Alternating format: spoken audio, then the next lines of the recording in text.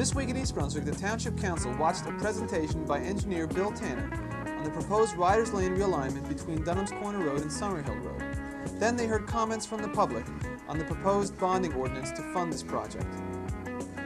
Excerpts from the meeting, which ran some 6 hours, will begin our program tonight.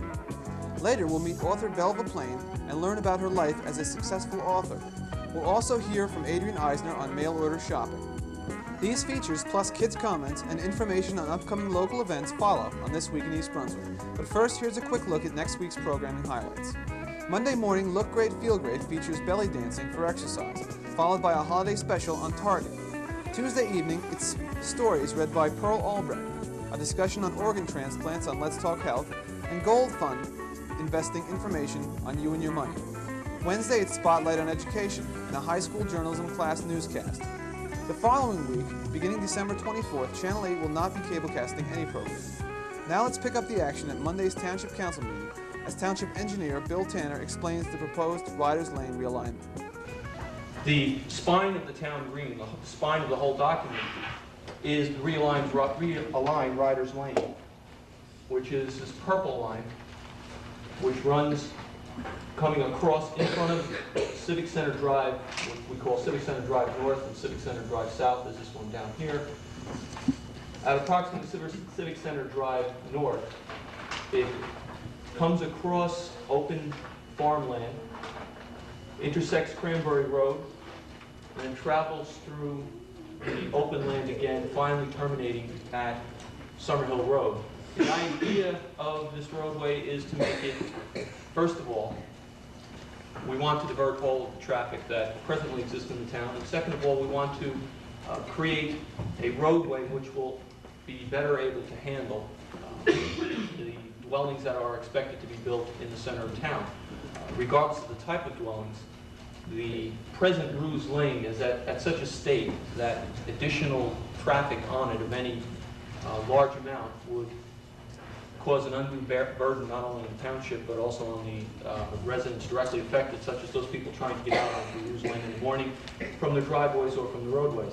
So it was always part of the township ideal to build Ruse Lane, realign Ryders Lane, to take the traffic off Ruse Lane. Part of the master plan said the way we would get the roadway is as the developers come in, they would build, each would build their segment. From Civic Center through the open space would be one developer, two developers, and across 2 or 3 other parcels as they came in. It has become obvious to everyone in the township that we cannot wait for the development to build the roadway. We have to take some action ahead of time.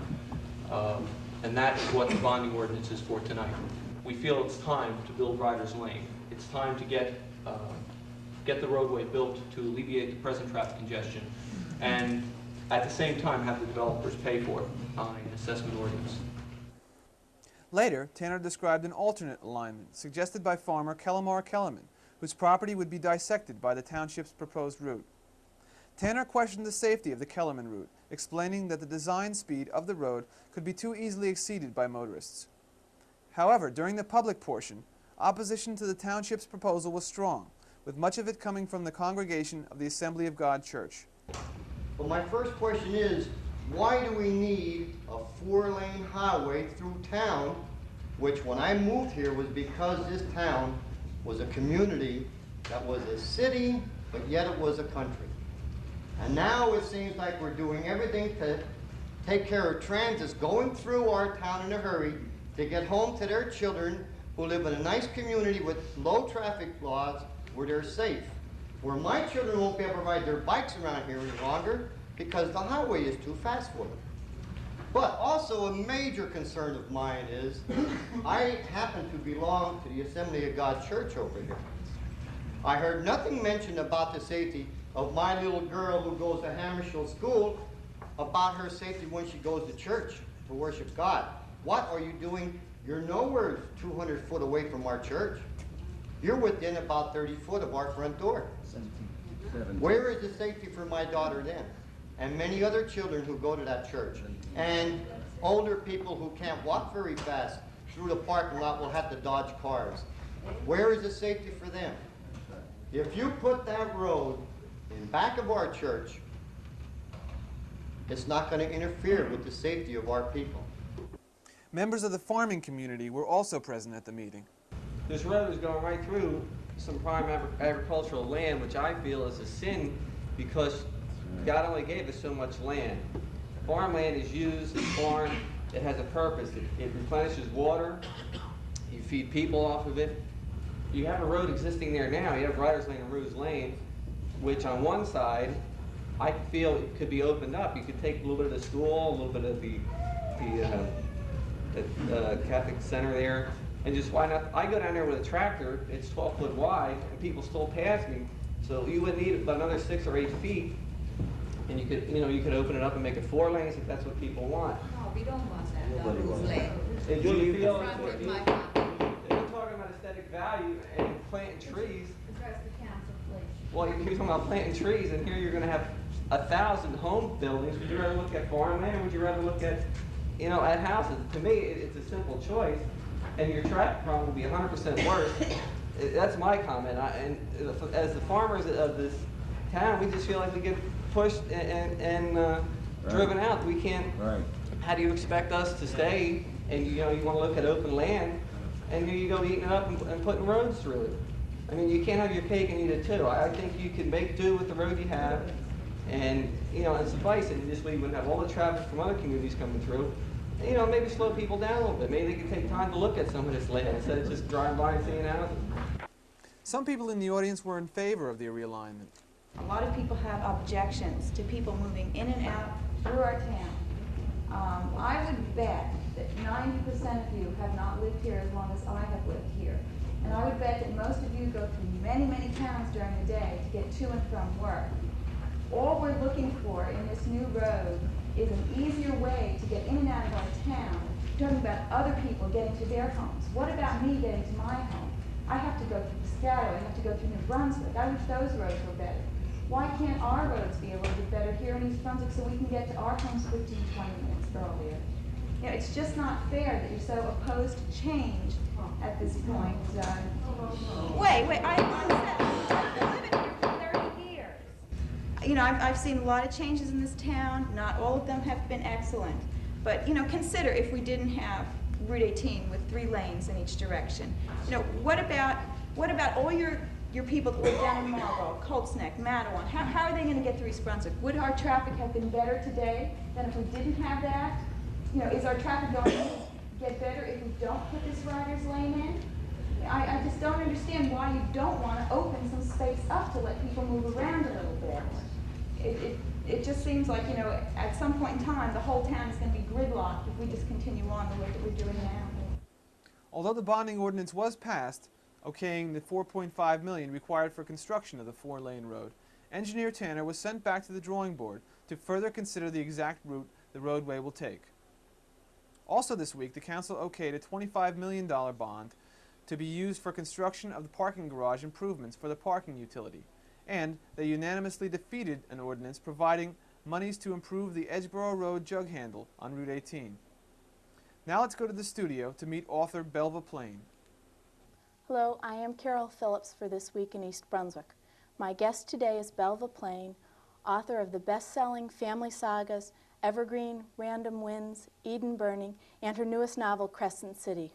Welcome to East Brunswick, Mrs. Plain. Tell me, how did you first get started writing? Oh, I started writing, I guess, when I was 6 or 7 years old, so I can't tell you how I started. I just did.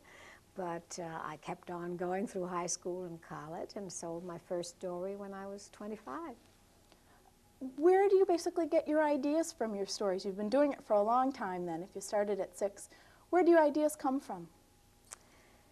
That is one of the few questions that are almost impossible to answer. I always say, if you were to ask a composer where the melody came from, he would say it came from the air into his head.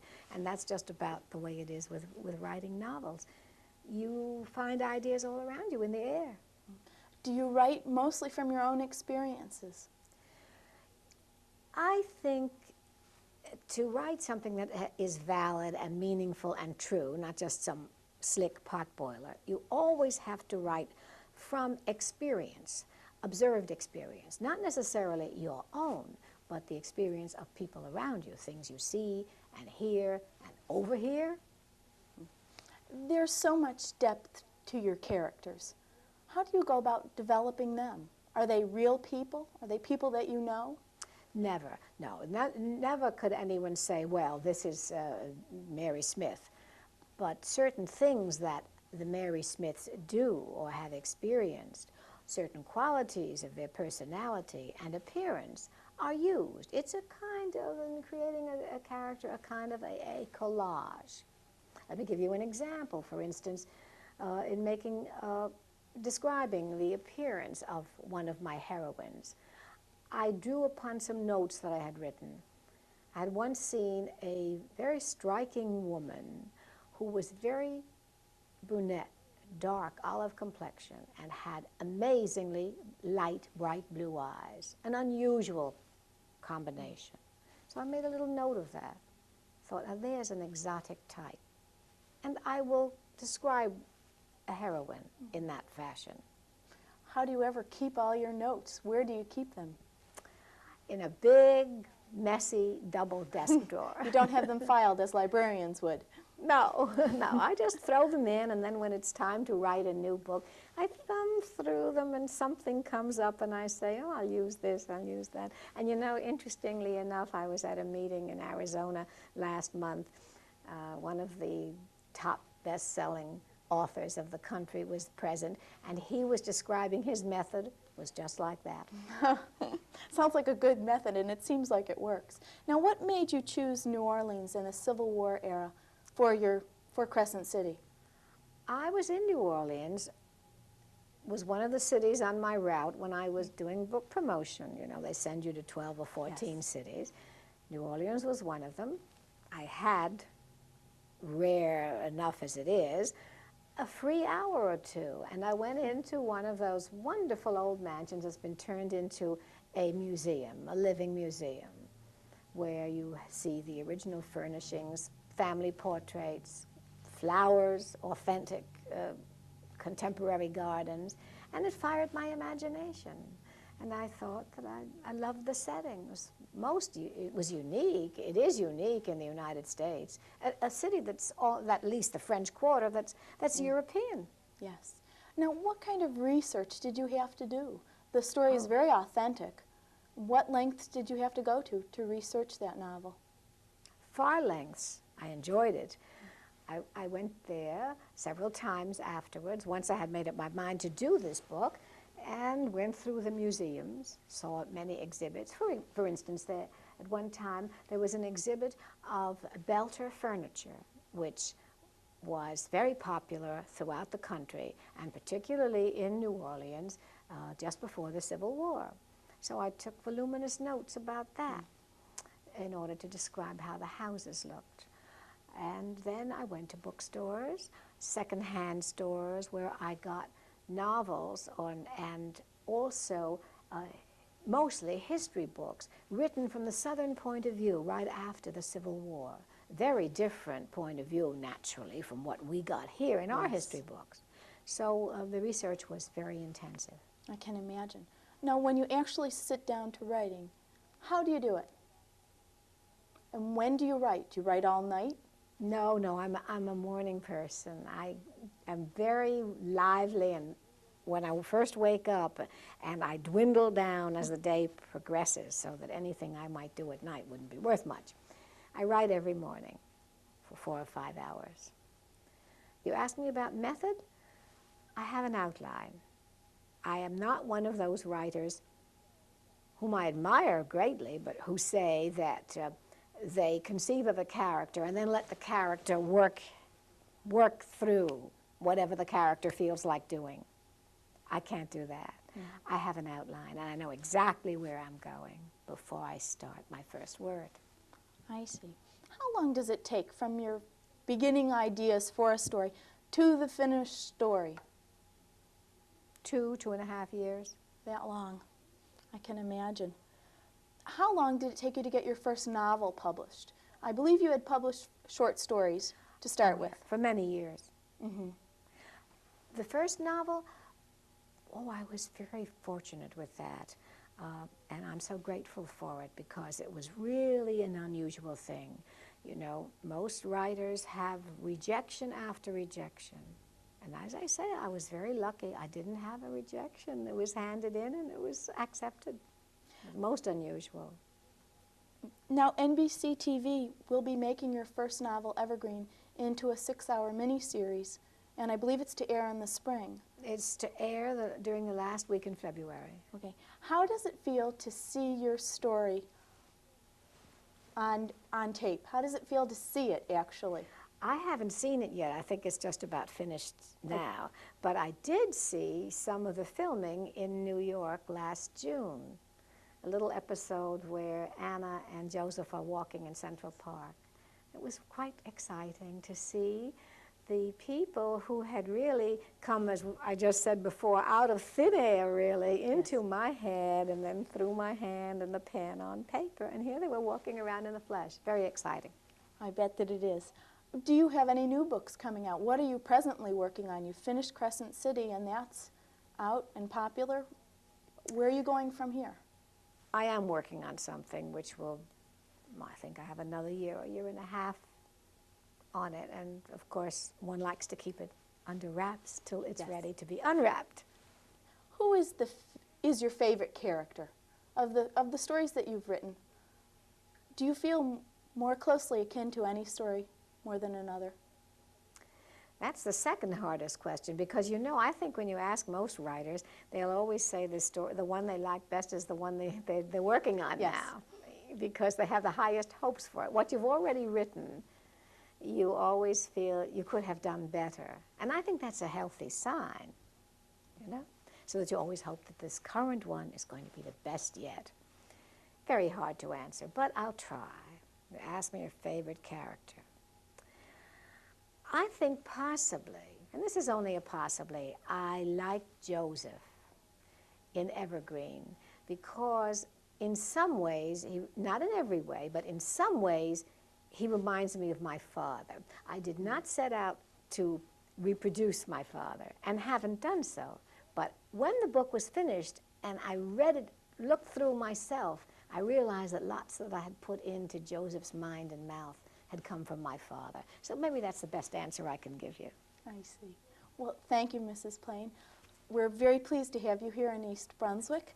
And if any of you have not read any of Mrs. Plain's novels, please come to the library and do. And for This Week in East Brunswick, this is Carol Phillips.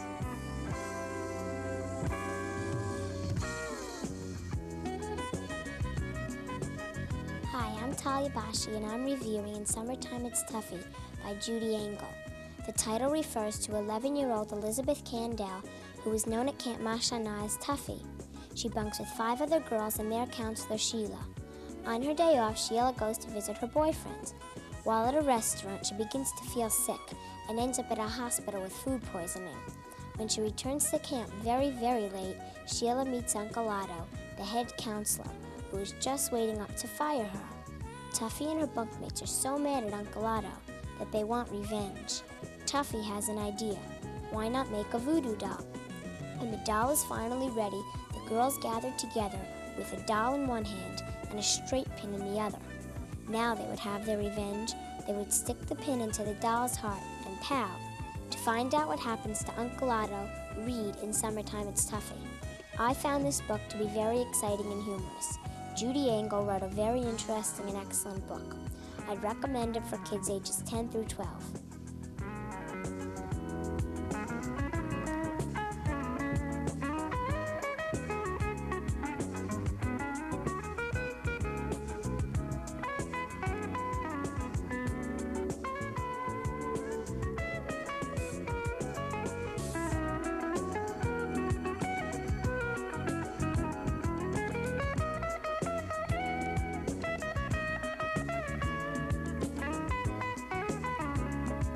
Hello, and welcome to Consumer Aware. I'm Adrienne Eisner of the East Brunswick Consumer Affairs Office.